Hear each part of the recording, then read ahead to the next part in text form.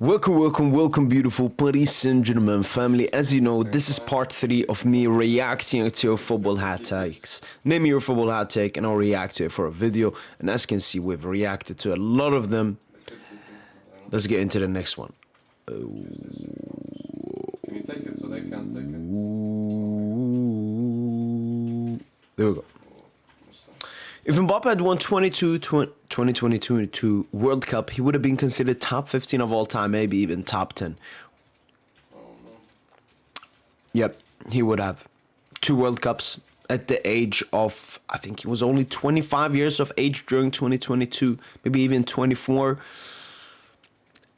His hat-trick in that World Cup final would have way more value because he would have actually led to them winning the World Cup. Yeah, I think so. And it's valid. Even though his club career has a lot of question marks, especially in the biggest competition in the UEFA Champions League, would he have won a Ballon d'Or? Because Messi won it over Haaland, but it's Messi. He has way more PR than Mbappe. Would Mbappe have won the Ballon d'Or? Because if Mbappe would have won the Ballon d'Or with 2 World Cups and everything, then yeah, it's fair. Arsenal won't get past the quarterfinals in the UCL. Also, can you call my friend Nova a dumbass? He watches your videos. Well, I've just read it out. Arsenal will go past the quarterfinals in the UCL. I don't know about that. Last season, they reached the semi, and I thought when they did that, I was like, yeah, next season, if I'm going to do an early prediction, they're at least going to be reaching the quarterfinals. Maybe them focusing on the Premier League, maybe the Premier League gets tougher towards the knockout stage. Maybe Arsenal bottle a couple of points, maybe City get better, maybe Liverpool get more consistent, and then Arsenal have to focus more on the Premier League. And obviously they want to win the Premier League more because first of all, it's more realistic to win the Premier League. They've never won the UCL in their career, and I think the Premier League is what they've been focusing on to win for a lot of seasons now, finishing second 3 seasons in a row. Whereas the UCL, it's more of a focus from maybe last season. Even though most Arsenal fans didn't expect them to go to the semi-final to beat Arsenal and have that tough of a game versus PSG. If they won't go past the quarterfinal, I don't think so. I think Arsenal, and I understand you're a Bayern fan, so you're very heated at Arsenal, but Arsenal, what they've shown is, as a unit, they're a very tough team to beat. They're not the best, they're not going to destroy you, but they're just a very tough team to beat. And those are usually the teams that go far in cup competitions. Lampard managing any Premier League team can finish top 6. I think I've already reacted to this one before. Saka is nowhere close to the talent of Palmer, Yamal and Mbappe. All of those 3 names you mentioned are clear of Bukayo Saka because they've all shown it in the big games. Yamal, you have his Euros and a little bit of the UCL knockout stages last season. Mbappe, it's a bit more consistent in that sense, but obviously Mbappe's done a billion times more stuff in football than Saka, and even Palmer. Palmer has, what, like 7 final appearances, 4 goals, 2 assists or something, while Saka, I mean, I think the thing with Saka is, at a young age, he was very good. For his age, for his lack of experience and all of that, being, you know, the face of Arsenal. Basically, his peak was 22, 23. Since then, he's regressed. Since then, he hasn't been able to match that. And I don't know if it's that much of talent because when you watch Saka, how technical he is, just how technical he is, that's, you know, his best quality. But I think his biggest thing is his mentality. That's why I said early on in the season, Eze will soon be the face of Arsenal. When Arsenal are in a tough game in the Champions League, in the Premier League, against the big side, they will be looking at Eze. They will not be looking at Saka. Is that all talent? Is it also a mentality thing? I don't know. But yeah, obviously not on the level of these players. Sporting is making a top 4 in the UEFA Champions League. Interesting thought here. Sporting obviously sitting 8th in the UEFA Champions League table. I don't know what games they have left, but it feels like they've been playing some easy games towards now the beginning. Maybe they'll have the tough games coming up soon. They will obviously be facing Paris Saint-Germain. First game coming back in 2026. But I don't think they will make top 4. Luis Enrique and Hansi Flick are most underrated managers in the generation. Okay. First when I read that, I was like, in the world, I don't think either of them are underrated. Of our generation, maybe not. The thing is, both of them had uncomfortable stints with their national team. Lucho still did better. I remember that Euros campaign when Spain reached the semi-final, losing to Italy, the winners, on penalties. But then obviously both of them were woeful at the 22 World Cup. Both of them being in the same group stage. Flick getting grouped and Luis Enrique just managing one more extra round and then losing to Morocco on pens. So, and you know, both of them took hiatuses. Both of them took time away from their career and so on. So when you look at Lucho, you have, you know, 14, 15 stands out, then had 2 good seasons after that with Barca. Then he got at PSG. First good season was very good. And then obviously the treble again. Flick, you got domestic treble with Barca now. You got the treble with Bayern. Only stayed 2 seasons at Bayern. So I wouldn't say they're that underrated, especially now. Luis Enrique is getting some extreme prop of, you know, becoming a top 5 manager of all time soon, if not already. So I think it's valid that both of them are somewhat underrated. They just got to do more in football and not take any hiatuses. I mean, Flick is already looking at retiring. Obviously, he was an assistant coach with the German national team, Joachim Löw, for a while as well. So, yeah. No, I think they're somewhat underrated, but it's valid that they're underrated. Van Dijk has been overrated for a very long time. Saying it before people saw the light was going to be pointless. I do agree. Obviously, everybody knows Van Dijk has not been the same person since that ACL from Jordan Pickford, when Jordan Pickford tackled him. But the issue I have with Van Dijk is living off PR. What I mean by that is, if you ask someone who's the best centre-back in the world, they will tell you Van Dijk, thinking it's still 21, 22 or something. And has been living off that PR for a very long time, even though he constantly gets exposed in big games. I remember Van Dijk versus PSG last season. That was not a world-class centre-back. That was a good centre-back, but that was not a world-class elite centre-back. He was afraid of going into duels. I mean, just look at Van Dijk's. Everybody talks about Konate and Alisson for the Dembouz goal at Anfield. Why is nobody talking about Van Dijk? Just atrocious defending. So yeah, I do agree it's overrated. Ronaldo is closer to Neymar than he is to Messi. We've already had this hot take before, and I myself consider Neymar to be better than Ronaldo. And even if you think Ronaldo is better than Neymar, the gap between them is much closer than it is to Messi. Despite Arsenal's current form, they will lose both the Premier League and the UCL. As usual, they end up choking in the second half of the season. I'm going to be fully honest. My own opinion, I don't like Arsenal that much, and it would be funny if they battle it. But honestly, I'm going to be honest.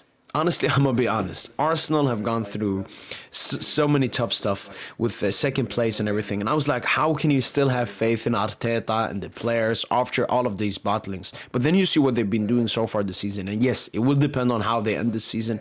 But honestly, I want to give it to Arsenal. Arsenal deserve this. They've been a small club for a very long time. And now, they're sitting with the big boys, beating Bayern, sitting first in the Premier League, sitting first in the Champions League. Could drop off. We're not saying that, but I don't think it's really a purple patch. I think it's more that they finally got everything ticking. The attack, the midfield, the defense. Obviously, they're still not playing at the level you would expect from a so-called best team in the world. They still play the Stoke City football, but I guess that's what suits them.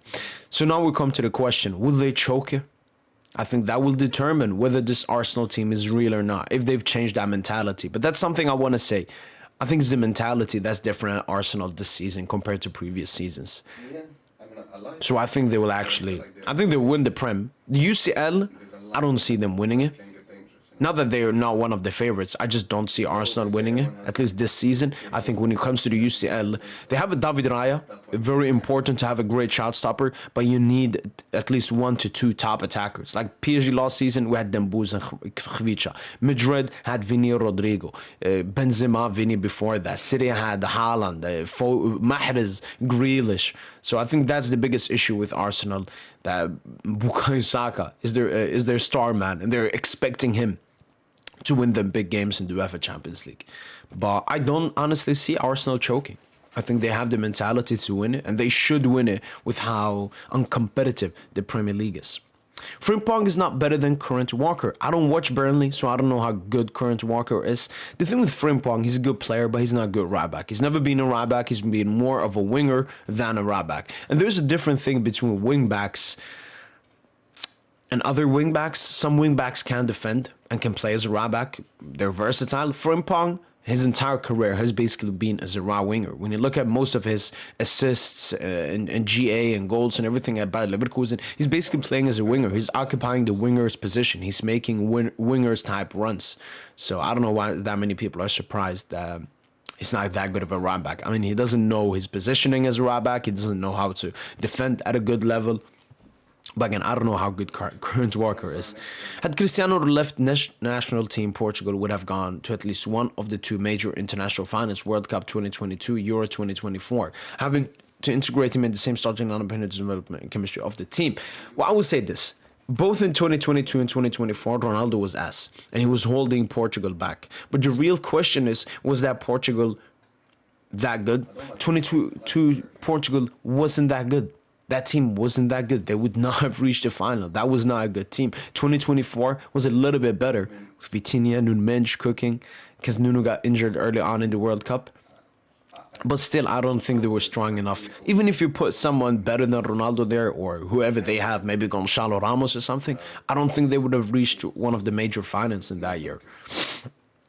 One, Arsenal is by far the best team in Europe, miles above everybody else. Completely disagree. I think Arsenal deserve to be called the best team in the world because they're first in the Premier League, first in the Champions League, looking better in their big games compared to in the beginning of the season. And they recently beat Bayern, who was the best team so far this season. But I don't think they're by far the best team when you look at across all the statistics, the underlying numbers. It's not like Arsenal are exceeding in every single stats category and creating chances and everything. They're being good. They definitely are performing as one of the best teams in Europe. I do think they should be called the best team in Europe so far this season. Huge disclaimer, huge difference between being the best team in the world and best team so far this season. But I don't think they're miles above everybody else. And we saw that versus Chelsea yesterday. If Yamal gets just a little bit better at shooting, has potential to become the best player of all time. Again, we're setting Yamal up for failure. I don't think Lamine Yamal, when I watch him, I'm like, this dude can become the best player of all time. I don't think anybody sees that. And if anybody sees that, they have very low amount of ball knowledge. I think Lamine Yamal has extreme amount of potential. And obviously shooting and finishing is the biggest improvement he needs in his games, especially when it comes to big games. I mean, he's been so unimpactful when it comes to the biggest games this season so far. And even last season, Rafinha, Lewandowski, maybe not Leva, but Rafinha was a better big game player than him. So I think that's the stuff he has to work on. I think other stuff in his game, I think his playmaking can be improved. I think maybe not his dribbling. I think his dribbling is just maxed out at the moment. So yeah, I think if Lamine Yamal improves, it will improve his potential, his ceiling as a football player. But will it give him the potential to become the best player of all time? I don't think so. Pogba is a top 5, top 10 midfielder of all time. I don't think so. We have to be respectful to the top 5, top 10 midfielders of all time. But if we're going to go by our time, because, I mean, how am I going to rate Mateus when I barely have seen him play? From our time, I'll put Modric, I'll put Xavi, I'll put Iniesta. I would not put Cruz. I would not put Busquets. I would not put Casemiro ahead of Pogba. Then you got Marco Verratti. I'll put Verratti. I'll put... Yeah, so in our time, I'm trying to think of other midfielders. You got Paul Scholes, but again, I barely watched him. But Paul Scholes, I'll put him ahead of Pogba. Stevie G. Yeah, I wouldn't put Lampard. So from our time, he's like a top 7 midfielder. We've seen. From our time, yeah. I'll put Pirlo ahead of him as well, obviously.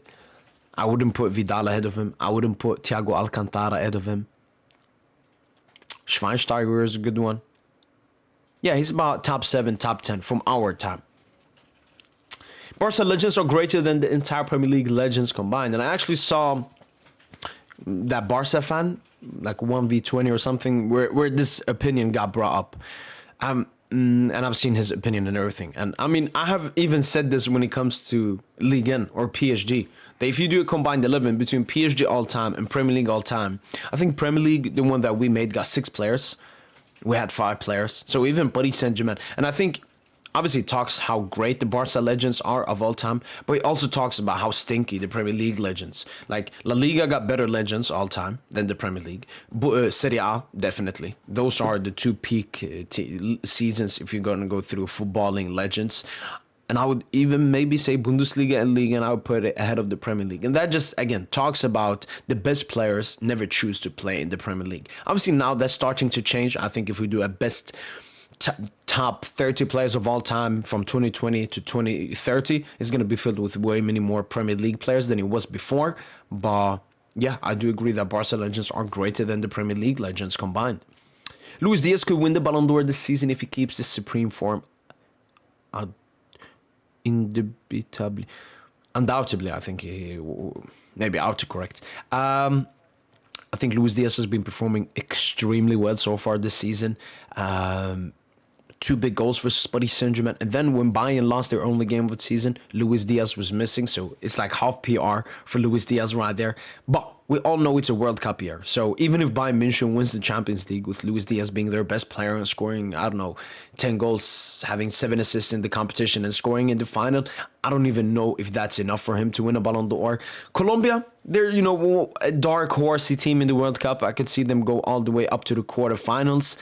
But because it's a World Cup year, it's very hard for me to see Luis Diaz potentially winning the Ballon d'Or. But let's see. If he, as I said, if Bayern win the Champions League, Luis Diaz is their best player, has a great campaign. He would have to need no big player has a great World Cup and no maybe big nation wins it. But yeah, 2011 Barca is better than 09 Barca. And no team comes close to how they dominate their opponent. Not in the goals point of view, but the way they would pass around their opposition like they were cones. Again, I don't like these no team comes close. I don't think it's that big of a distance. I do generally think that Pep's Barca is the best team of all time, at least from our past 20, 30 years of football. Again, I don't know that much about if 2011 was better than 09. Obviously, 09 won the sextuple, but maybe 2011 was more complete, and it was, you know, the final stage of Pep Guardiola Barcelona football. Yeah, fair take. Allegri is the greatest Italian manager of all time. Not Ancelotti, not Conte, it's Allegri. First of all, I do think the greatest Italian manager of all time is probably Arizzo Sacchi, the AC Milan manager. He was the one that managed, you know, Van Basten when he won the Ballon d'Or, Ruud Gullit when he won the Ballon d'Or, Frank Rijkaard when he won the Ballon d'Or, and when AC Milan were stat-padding Serie A and Champions League titles. So he could be the first. From our time, it's definitely Ancelotti, and I don't think Allegri is greater than Ancelotti. Yeah, obviously the thing that goes against Ancelotti, he was never the best league manager. He's more of a Champions League manager. I think it's 3-4 Champions Leagues, AC Milan, Real Madrid. But no, Allegri in that sense, I'll put him third. Is he even ahead of Capello? Probably. All right, last one here. Chelsea in big games are the best team in the world. And this is actually a very great take, because when you look at Chelsea past year, their biggest problem has been the consistency in the league, consistency in the Champions League, dropping stupid points versus Karabakh away. They could have had an even higher standing in the UEFA Champions League. But one thing with Chelsea, when I look at their big games this season, they beat Liverpool, they drew to Arsenal, even though they had the red card from the 35th minute. They absolutely humiliated Barca. They absolutely humiliated Paris Saint-Germain. I think they lost to United. They played City. Maybe they haven't played City yet. Or they haven't, I've just forgotten it because I don't care about the Premier League. But are the best team in the world? I mean, they did beat Paris Saint-Germain. They did lose to Bayern, though, early on in the season. So I think it's some of a good take. I would probably put Chelsea... I mean, I wouldn't put them ahead of Paris Saint-Germain, though. When you look at big games, this 2025, Paris Saint-Germain have beaten basically every single big team they've faced, apart from Chelsea and Bayern, even though we beat Bayern in the Club World Cup. So I would put Paris Saint-Germain first. I think Barca were really good in big games last season, obviously dominating versus Madrid in all the El Clásicos. They faced off against each other, were very good in the Champions League as well. But how many big teams did they really face in the Champions League? Only Inter in the semi and Bayern in the group stage. Yeah, maybe Chelsea is the second best. Arsenal, I know, have a very good record in the Premier League against the big sides. Obviously, in the UCL, they did beat Madrid last season. And then, obviously, lost out to Paris Saint-Germain. So Chelsea, second, third best team in the world when it comes to big games. Not that bad of a take. Well, that's been it from boy PSGINT. Hopefully, you guys have enjoyed this video. Part 4 coming soon, because we have even more hot takes to go through, as you can see right here. That's been it from boy PSGINT. Hopefully, you guys have enjoyed this video. And as usual, allez, allez. Allez, Paris.